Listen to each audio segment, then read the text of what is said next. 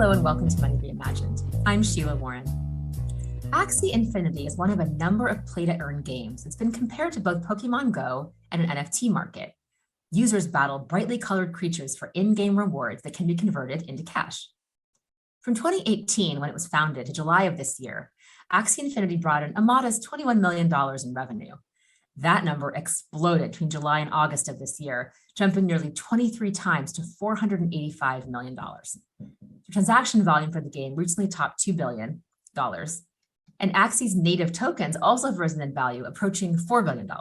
The game currently has 1.8 million active players.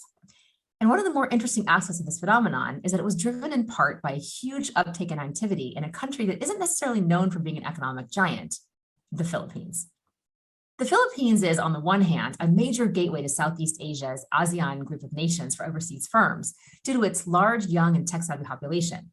And on the other hand, it's one of the poorest nations in that group.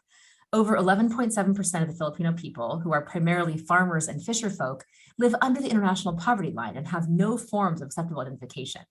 61% live on $7 a day or less. And the country's inefficient local governance and dependence on overseas Filipino workers have made the economy one of the hardest hit by the COVID-19 pandemic in all of the ASEAN region. Now, some of the challenges in governance are due to geography. The Philippines are an archipelago consisting of about 7,640 islands with a population of 111 million people, over 10% of which live abroad. In fact, the Philippines is the fourth largest source of immigrants to the United States after Mexico, China, and India, accounting for nearly 5% of the US's foreign-born population. And the Filipino diaspora is one of the largest and most spread out in the world, spanning over 100 countries. In addition to the US, countries with large Filipino populations include Saudi Arabia, Canada, the UAE, Malaysia, Japan, Australia, Italy, Spain, and the UK also boast populations over 100,000. In 2020, Filipinos working in the US sent around $12 billion in cash remittances to the Philippines. The country is heavily dependent on these overseas Filipino workers. Personal remittances received in the Philippines accounted for almost 10% of the country's total GDP in 2020. That isn't the highest in the world. Countries like El Salvador and Nepal, they hover closer to 25%. But it's still staggeringly high for a country that prior to the pandemic was the second fastest growing in the world and remains the most popular destination for US firms who are expanding into ASEAN. Part of the reason for this will be familiar to longtime listeners and viewers of the show. It's a crisis of leadership. Corruption in the Philippines has been a widespread problem for a very long time, going all the way back to the Spanish colonial administration.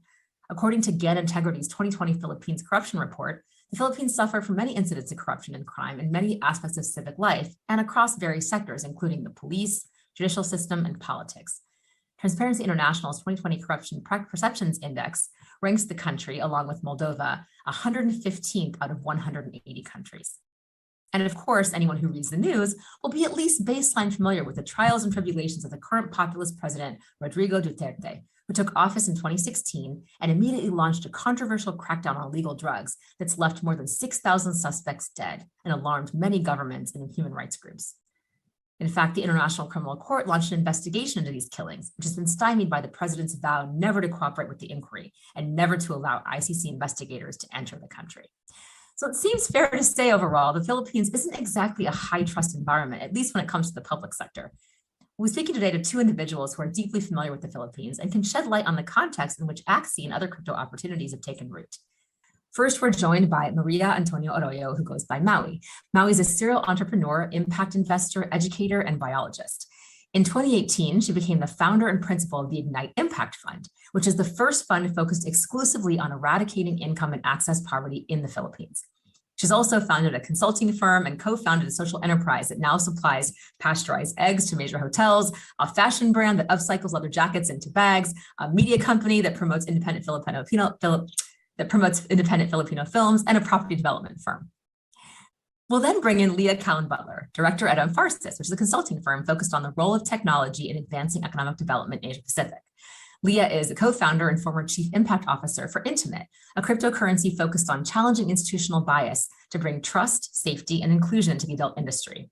And she's the screenwriter and narrator of Play to Earn, a documentary that's short that tells the story of one small community in the rural Philippines that turned to Axie Infinity to earn income in cryptocurrency during the COVID-19 pandemic. It's been a minute since one of our country-focused episodes, and needless to say, I'm eager to dive right in. But first, let's welcome my co-host, Michael Casey. Hey, Michael. Hey, Sheila. So, I was thinking about this diaspora community, and I have to ask you, is there an Aussie diaspora? Do you call it a diaspora? Well, today's show is going to be a pretty good indicator of that. If you were to sort of measure 4 people that are going to be the show, 2 of them belong to the Aussie diaspora. So I think the answer is going to be yes. One's in the Philippines, one's here in the US. It's kind of interesting because if you think about the Philippines, it sort of takes its overseas workers so seriously, right? It's probably the country that's sort of so well known for how much they integrated into the broader idea of the Philippine economy and the Philippine extended community. Australia has a little bit of that because it was a big debate when I first came to the US. I had an Aussie passport, but I married an American. I've got American children. It's very tied to this place. I thought I did want to get a US passport, but I was never going to do it because Australia would require you for some time to renounce your Australian citizenship if you took on US citizenship. But then there was a sort of big sea change of thinking in Australia, and they moved toward allowing dual citizenship as a proactive measure, actually, to try to encourage the expat connection to home and to sort of bring in, it's sort of like to really try to build, I think, that idea of the global Australian. Now, of course, Australia is actually sort of one of the most isolated countries in the world because it has a notoriously heavy, Fortress Australia approach to the pandemic, and it's under sort of heavy lockdown, which is interesting because I think that in itself is challenging this idea of Australia's kind of very sort of forward-looking. But anyway, this isn't a conversation about Australia. This is all about the Philippines, which isn't too far from Australia. But I just think it's an interesting way to frame it because obviously, Australia is a wealthier country, but these questions that we talk about in the show a lot about these, foreign international payments and the connectivity across borders that's so critical to the crypto community, I think apply in all sorts of different manifestations, whether it's a wealthier country like Australia or a not so wealthy place like the Philippines.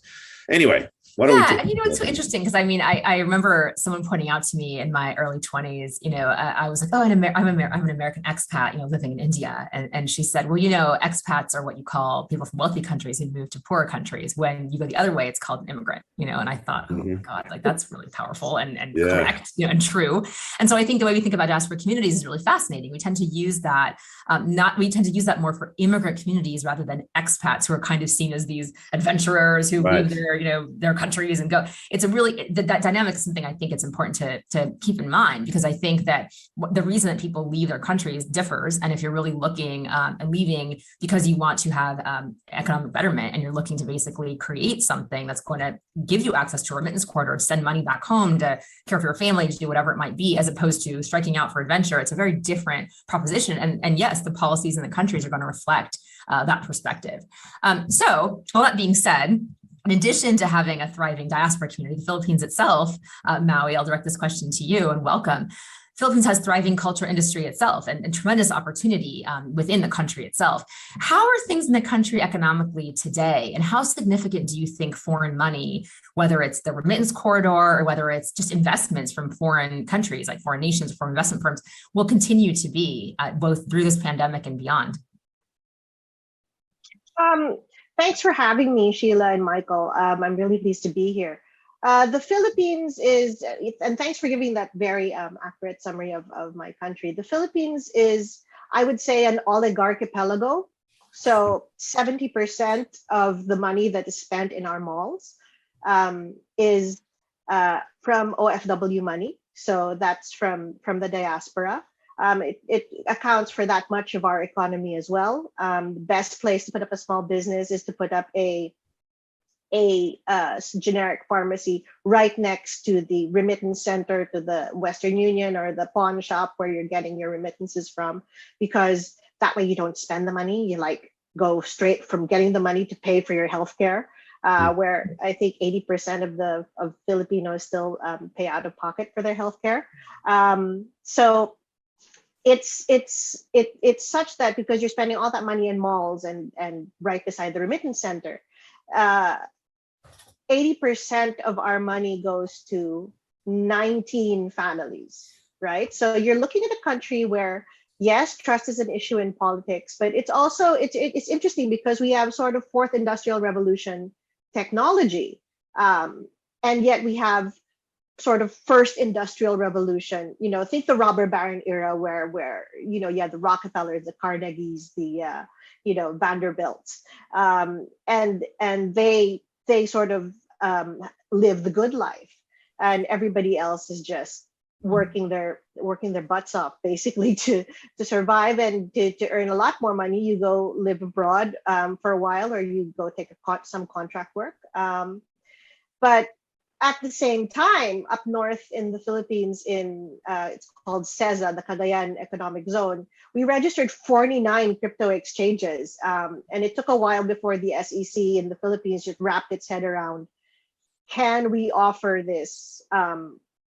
Can we offer this to Filipinos? Because there's been a lot of research on decentralized finance, and I'm sure Leah can talk some more about this as well. But I think there's like $30 billion lost in onerous fees during remittances. So I think that's why as estimated by the World Bank, and I think that's why the UN Sustainable Development Goals, part of that is getting those fees down from 5% to 3%, just so that people could get more money in remittances.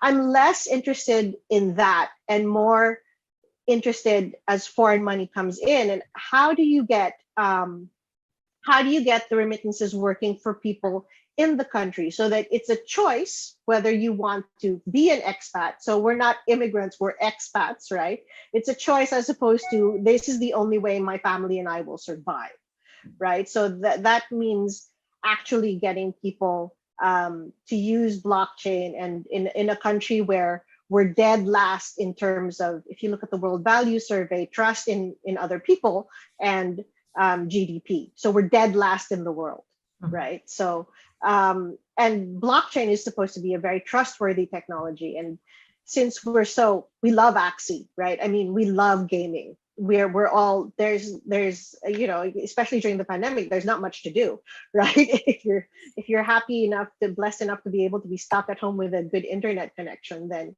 you're going to be playing. And whether it's Pokemon or another video game, and it's something that Filipinos, it's an easy sell. It's like, you mean I can earn money while wasting my time? This is great, right? I'll be entertained, and these are cute. So it's a huge, part of the huge boom is because Filipinos, 97% of us are on Facebook. We're all over social media, and all the mobile gaming companies want Filipinos to play their games. We're really good at casual gaming.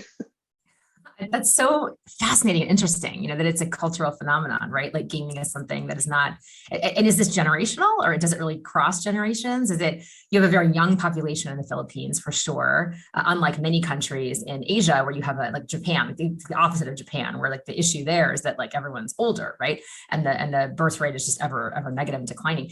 Is that part of it? Or is it like grandma's playing with grandkids? What does it look like kind of at the family level? I think you have to understand that most Filipinos, we're a mobile first country, right? Mm-hmm. So most Filipinos have 2 mobile phones, and we have 2 mobile phones because we have the slowest internet speed, except for Afghanistan. So that's why we spend so much time on our phones, and because the internet is so slow.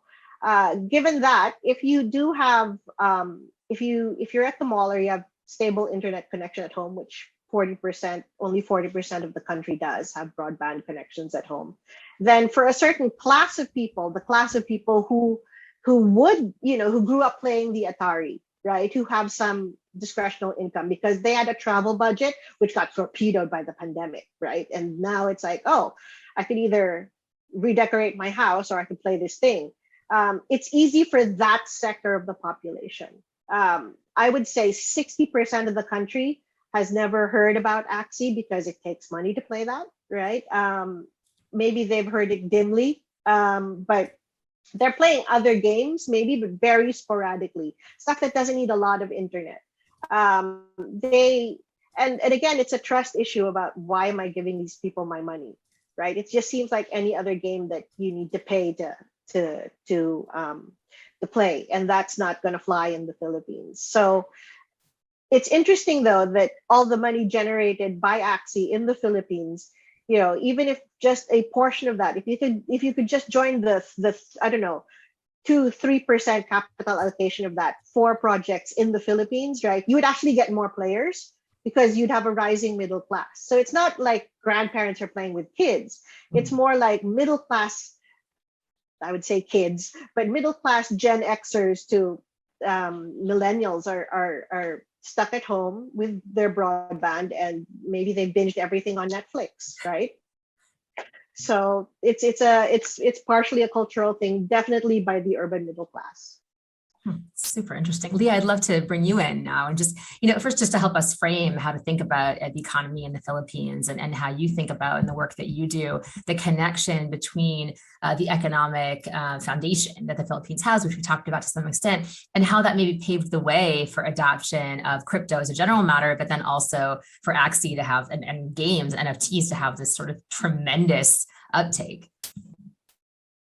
Yeah, absolutely. And thank you so much for having me on the podcast. I'm a huge fan. So it's a dream come true to be here. Can I just interrupt quickly and say that you also did, Leah, send a photo once of you, a beautiful beach scene looking out across it was this sort of dreamy moment, and you were listening to our podcast at the same time. I thought it was like a wonderful advertisement. So thank you for that plug and that. Yeah, made our day. You borrow that and use that as a background. But anyway, carry on. I didn't want to interrupt. I'm sorry.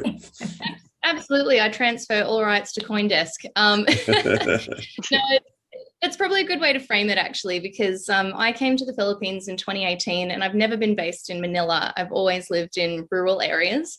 So first I was in Pampanga, and now I'm actually based in Palawan, which is an absolutely stunning island and a really beautiful place to ride out the pandemic and also take pictures of the Money Reimagined podcast on your phone while you're listening to it on a beach. But I guess prior to that, when I first arrived in the Philippines, I came here for the business process outsourcing industry, which many people are probably familiar with. We were outsourcing a software dev team who were working on building a crypto payments gateway. And we just decided to come here and spend a month with them on the ground to work with them. And, aside from having a fantastic time with the team and seeing how hungry, committed, ambitious they were, which is, I don't think something that people often describe their overseas teams as, but when I came here, I just realized that they were so excited for opportunity, we had to stay. But it was kind of also, I was in the space of working on alternative finance products. And when I started to learn about the Philippines, it was, I had to stay for the opportunity. It was a very young population, tech savvy, as you already mentioned, #1 social media users in the world. Like everywhere you go, people are stuck on a screen. Everyone's on their phone all day, every day. But also you've got a largely unbanked population. It's sort of around 80% of people don't have a bank account, but it's still a cash-based society. And as you mentioned, remittances are extremely important. So if you're receiving money, you've got to cash out some way. So it was super interesting to kind of be within this space that had built quite a sophisticated and complex network of being able to move money around without needing banks. And to me, I thought, that's kind of a perfect pressure cooker for crypto adoption, where the rest of the world is struggling to make it happen. So that was like back in 2018, and I was really excited about payments. The hilarious thing is that I kind of think fast forward today and everyone's so excited about NFT gaming and play to earn, and remittances is like the most unsexy, boring topic you could possibly talk about. But I really believe that it was the foundations of Philippine remittance and crypto asset-backed remittance that made all of this possible. So I guess, it's probably useful to explain a little bit about the cash in, cash out network that exists here, because, in Australia, if I need to get cash out, well, I just go to the bank or an ATM, or I just pay via my phone or a card because I have all those tools. But here, that's not common. So there's all these amazing ways that you can get in and out of cash-based systems or online systems through things like your local pawn shop. Cebuana Lilier is a really popular one. There's 2,500 bricks and mortar stores across that archipelago of islands you just described, whereas most of the bricks and mortar banks are in the city. So in the rural areas, we use those pawn shops, or we might go to the 7-Eleven to deposit cash, and then it pops up in our crypto wallet. Or, pre-crypto, it was just popping up in your Gcash wallet, for example.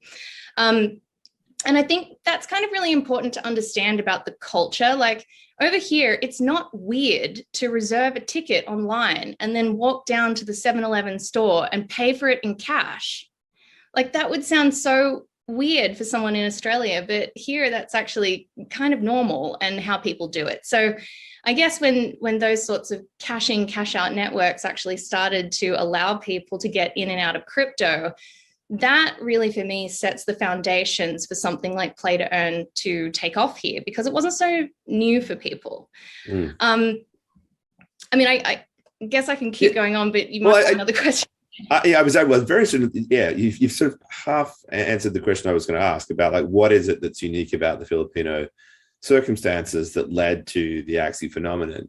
But I think it's very interesting that you just, I never dwell on this cash in, cash out thing, right? Because one of the things that's so interesting about that is that at least before we had all of the KYC rules and everything in place around the world, there was this interesting interface between cash and crypto in that the former has no KYC on it, and nor does the latter, right? And so there is a nice sort of affinity that comes with that. And I think like one of the appeals of the international play on crypto, and certainly the growth in the Philippines, but also in Africa and elsewhere, is that it's largely handled through things like, Paxful and, local Bitcoins, where it is about meeting and paying for cash and sort of like that gives you that more private structure.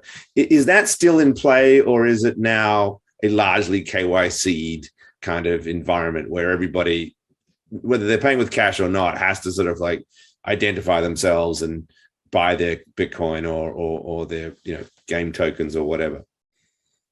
Yeah, it's a really good question. Like Paxful is big here. And I also think there is a lot of sort of very informal practice around people just pulling money via Facebook groups and kind of cashing out via one person, which is obviously a very trust-based transaction.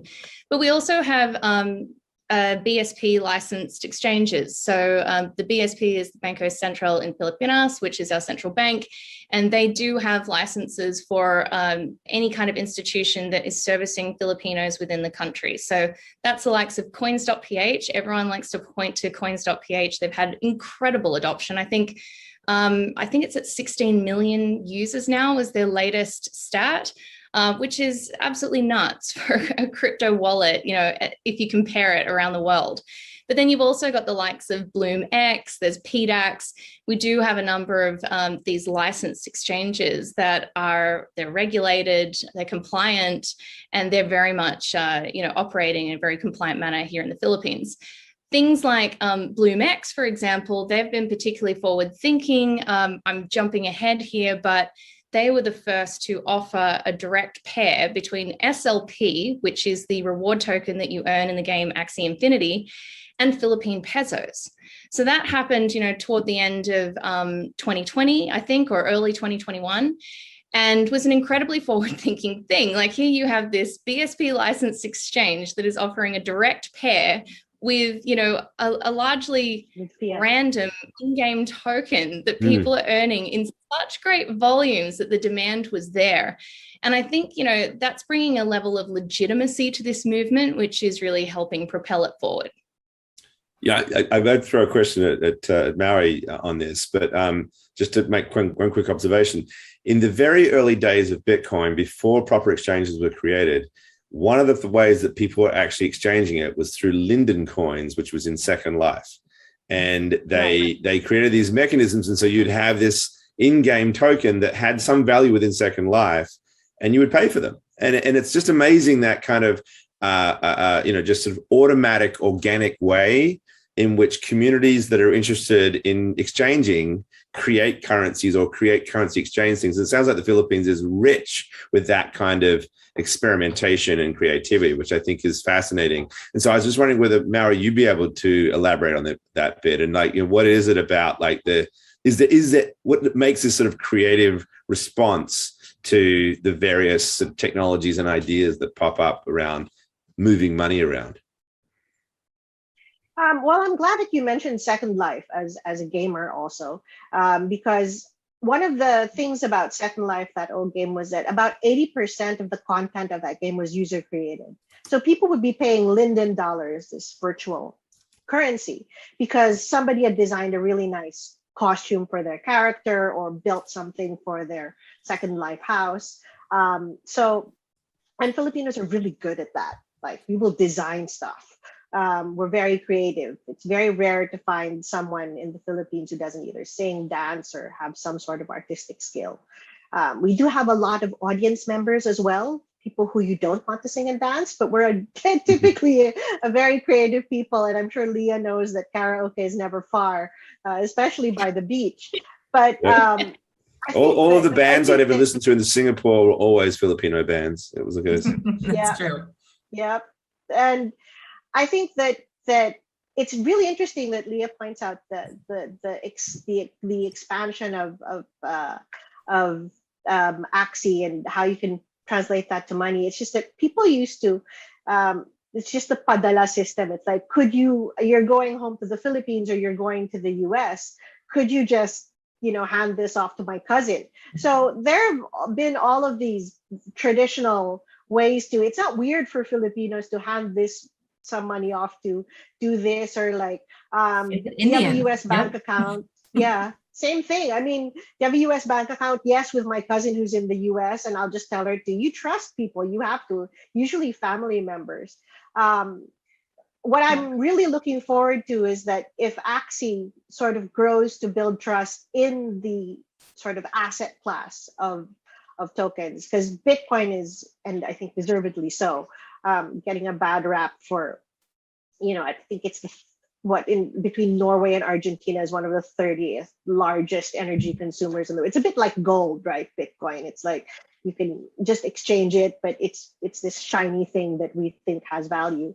But what I'm hoping for is that when people who grew up with Axie, right, and are now used to the idea that tokens have value, if we could start having securitized tokens, right, for projects that remittance money can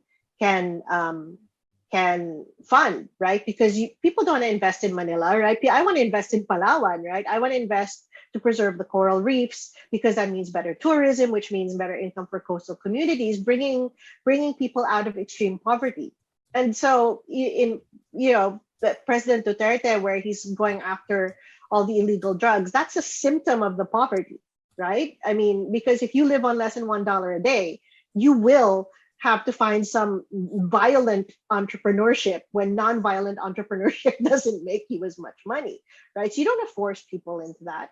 And I'm hoping that because we're so, I would say, forward thinking about our regulations on crypto, that we could serve as an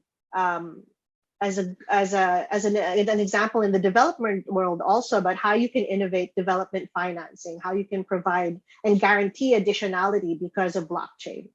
So, and then you would pull people out of the first industrial revolution into the fourth quite quickly, in fact. One of the reasons I love these country-focused episodes, and I was so excited to do one on the Philippines, is that, we talk a lot about crypto. There's an enabling environment around crypto, right? It's a combination of psychological and cultural and social readiness for this kind of thing, and also a supportive environment. It doesn't mean that there's regulation that is pro or, whatever. It's that you're not like banning things, and you're not cutting off, all the avenues for experimentation before they even have time to grow roots. And I look at the Philippines as a phenomenal example of the convergence of these two things.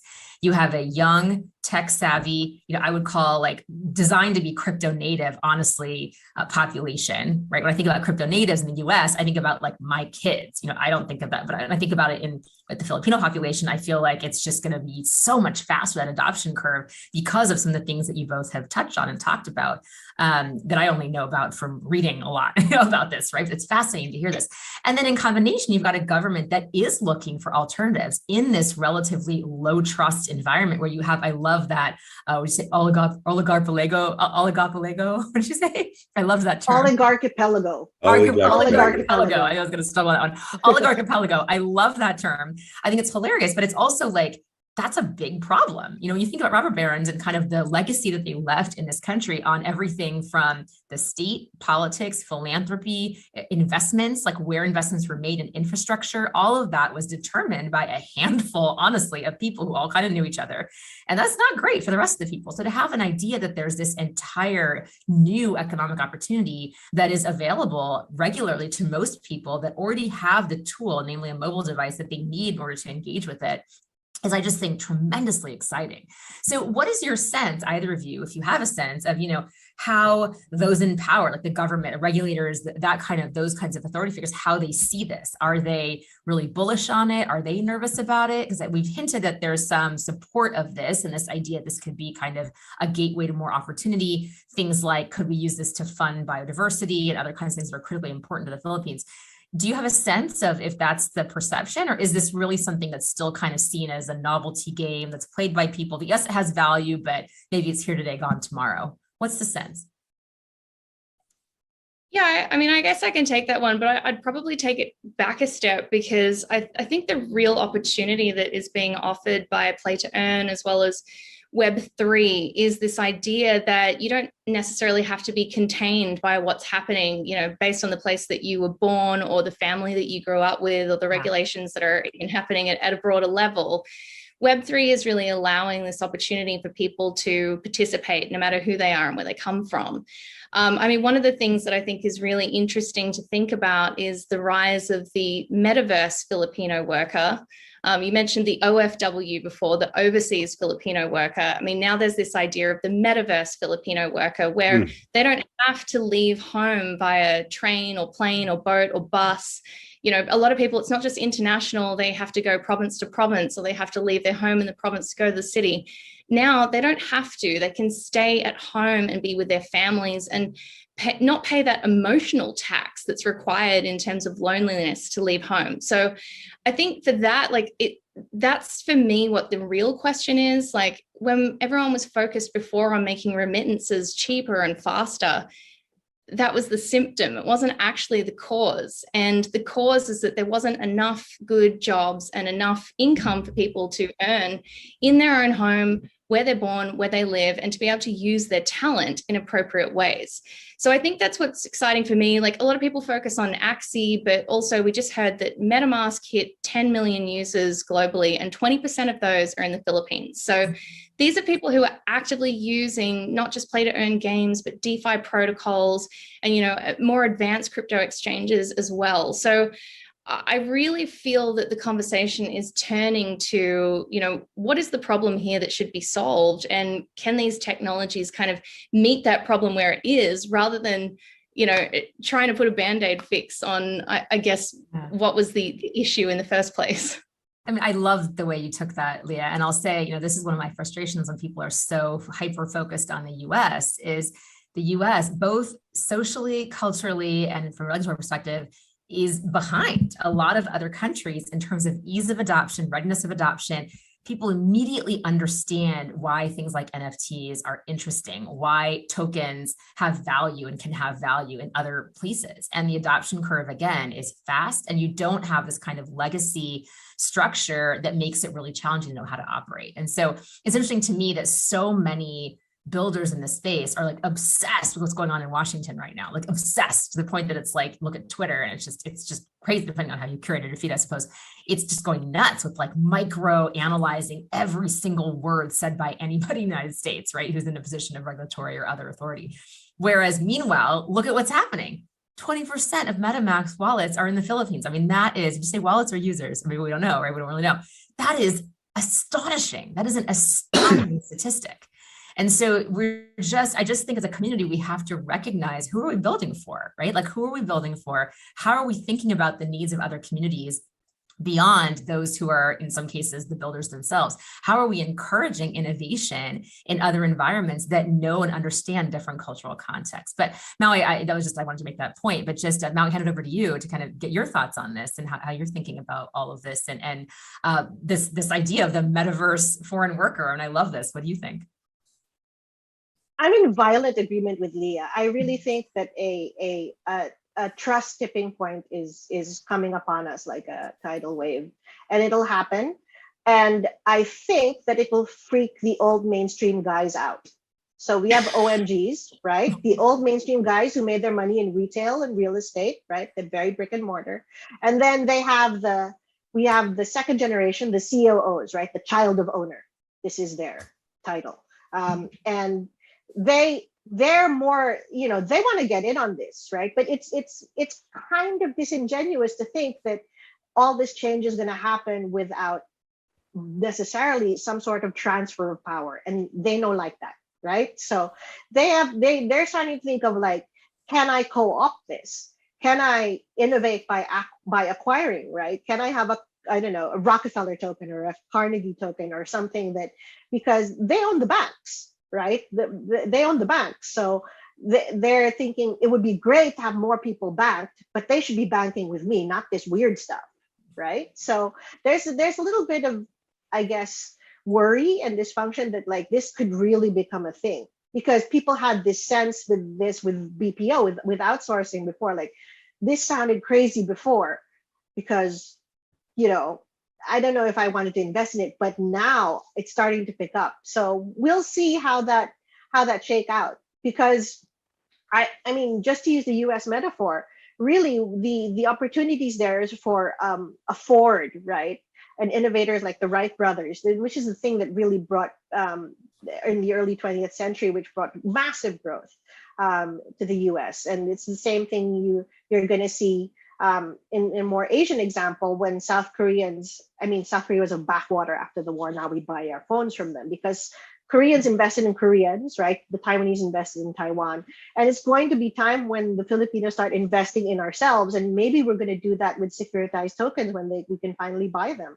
Because the global Filipino diaspora would love to, if you're a tenant farmer and you're earning $1 a day because you don't own the land where the coconut trees are, and I give you an opportunity to own part of the coconut processing plant, you don't need to own the land, right? You're owning a chunk of the coconut processing plant, right? You're gonna 10x your money very quickly.